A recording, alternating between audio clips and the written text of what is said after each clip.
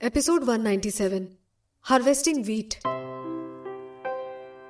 इतनी तेज धूप में करणवीर की सफेद आईब्रो इतनी छोटी हो गई थी कि वो ठीक से दिखाई भी नहीं दे रही थी, लेकिन फिर भी उसकी आंखों में जो प्यार की फीलिंग थी वो साफ दिखाई दे रही थी।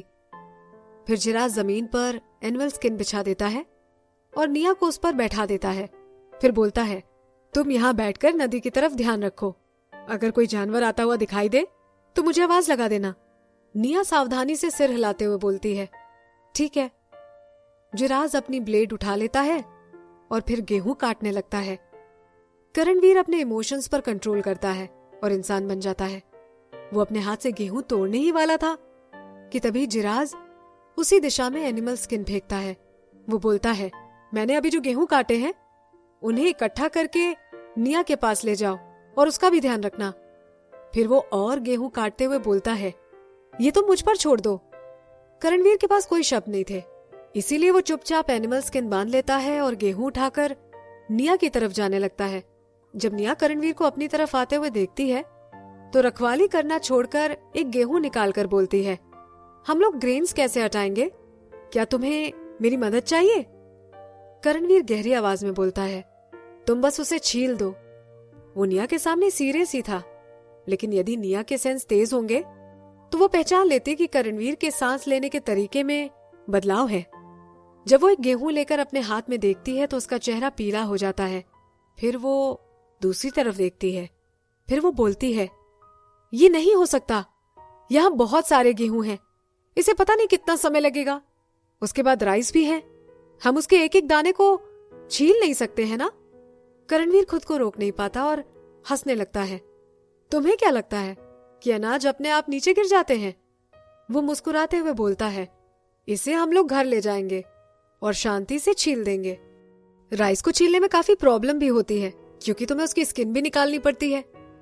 निया उस गेहूं के ढेर पर ऐसे लेट जाती जैसे अब उसकी जिंदगी में कुछ भी ना बचा हो। फिर वो राइस के बड़े थैले के बारे में सोचती है जिसमें अनगिनत दाने होते हैं। घर पर वो खत्म होने वाला था। वो खुद को डांटना चाहती थी, मैंने कितना खाना वेस्ट कर दिया था। राइस का एक ग्रास भी पशु मानवों की कड़ी मेहनत होती है। अब मैं राइस कैसे खा पाऊंगी?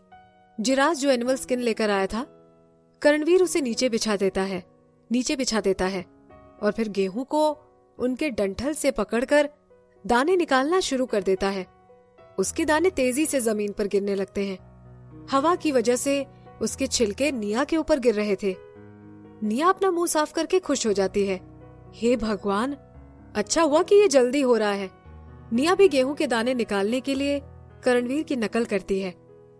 कुछ बेकार दाने जब उसके हाथ पर रगड़ते हैं तो उसे हर्ट हो जाता है। दूसरे गेहूं लेने से पहले वो अपने हाथ को अच्छे से रब करती है, लेकिन अब दाने नहीं निकल रहे थे। करणवीर उसके हाथ से गेहूं लेते हुए बोलता है, अगर तुम ये काम करते हुए बोर हो गई हो तो जो दाने मैंने निकाले हैं तुम उन्हें साफ कर दो। इसमें बहुत दाने हैं जो आपस में क्लम्प हैं। निया बोलती है, ठीक है, ये तो मुझे आता है कि कैसे करना है। फिर वो घुटने टेक कर साइड में बैठ जाती है और दाने लेकर अपने हाथों से रब करने लगती है। अब जब उन पक्षियों का पीछा करने के लिए कोई भी पशु मानव नहीं था तो वो लोग आकर फसल खाने लगते हैं। वो देखकर जिराज अपनी फसल काटने की स्पीड बढ़ा देता है। घने जंगल में एक चील पेड़ की शाखा पर बैठा है और फिर अचानक उड़कर खेत की तरफ आने लगता है। उसे देखकर सभी पक्षी उड़ जाते हैं।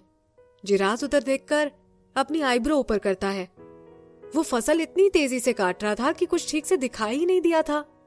उस चील की निगाहें अभी भी निया पर ही थी। ये अच्छा हुआ कि वो और नाग पशु मानव आपस में दुश्मन हैं, नहीं तो उसे निया के साथ मेट करने का मौका नहीं मिलता। पशु मानव ने जिन पक्षियों को उड़ाया था वो थोड़ी ही दूर तक उड़े। उसके बाद वो अपनी किस्मत आजमाने के लिए फिर खेत में आ जाते हैं। अब इस बार वो जंगल की तरफ उड़ गए थे। ऐसा लग रहा था कि वो अपने दुश्मन का पीछा कर रहे हैं। फिर काफी समय तक वो वापस नहीं आते हैं। वो चील भी जंगल में जाने से पहले आसमान में एक चक्कर लगाती है। निया का चेहरा ऊपर जाता है तो उसे जंगल में एक काला साया जाता हुआ दिखाई देता है। जब तक वो उसे सही से देख पाती तब तक तो वो गायब हो गया था। वो उसके बारे में ज्यादा नहीं सोचती है। और फिर नीचे देखकर गेहूं साफ करने लगती है। करणवीर के हाथ काफी बड़े थे और जब दाने उसके हाथ से नीचे गिर रहे थे तो उनसे सरसराहट की आवाज आती है। थोड़ी ही देर में वहां गेहूं का ढेर हो गया था। उसके टुकड़े और भूसा निया के ऊपर ही गिर रहा था। वो काम करते करते खुजाती रहती है।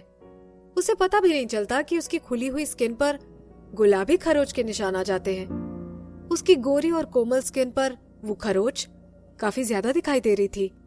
करणवीर की निया को देखने की हिम्मत भी नहीं हो रही थी। वो बहुत हिम्मत जुटाकर उधर देखता है। वो बोलता है, ये तुम्हारी बॉडी को क्या हो गया है? वो अपना मोटा हाथ निया के कंधे पर रख देता है। उसकी टाइगर आंखें चौड़ी होकर निया की बॉडी को स्कैन कर रही थी। निया करणवीर को देखती है और फिर अपनी गर्दन खुजाने लगती है। वहां पर गेहूं की धूल उड़ गई थी। निया बोलती है, कुछ नहीं है, बस खुजली हो रही है। जिराज के कान खड़े हो जाते हैं और उसकी बॉडी सीधी हो जाती है। जब उसे दूर से निया की बॉडी पर कुछ दिखाई देता है तो वो ब्लेड साइड में फेंक कर दौड़ता हुआ वहां आ जाता है। करणवीर निया को उठाकर वहां से ले जाने ही वाला था कि जिराज उसे रोक देता है। वो बोलता है, निया? फिर जब वो निया की बॉडी देखता है तो वो घबरा जाता है। फिर वो गुस्से से निया को छुड़ा लेता है।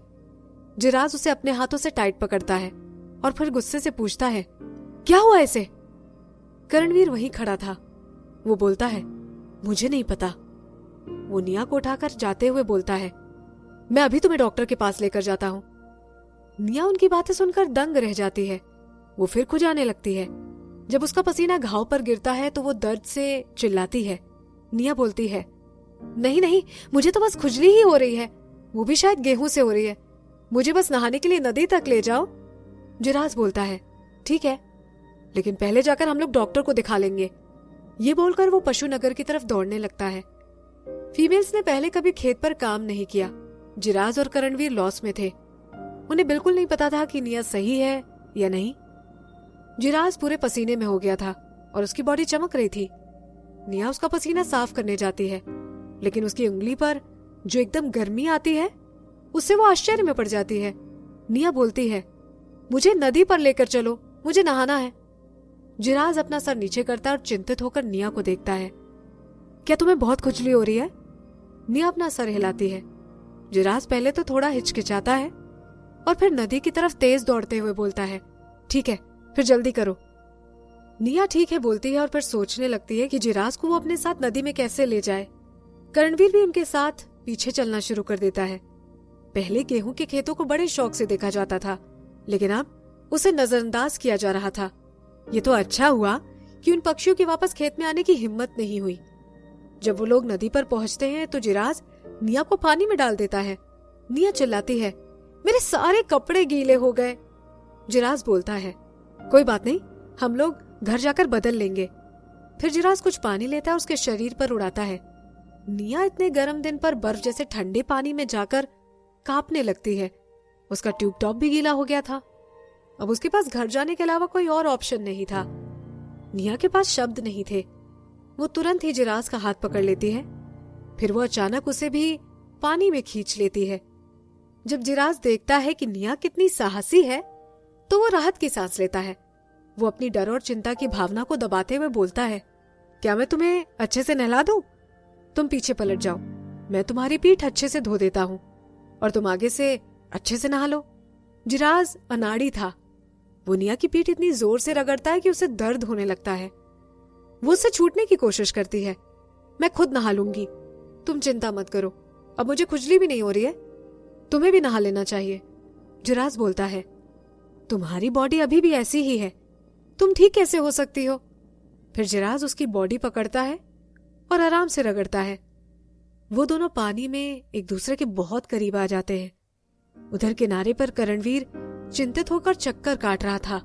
वो एकदम रुक जाता है। करणवीर बोलता है, मैं अभी डॉक्टर को बुलाकर लाता हूं। फिर वो अपनी स्कर्ट निकालकर पशु मानव बनता है और भाग जाता है।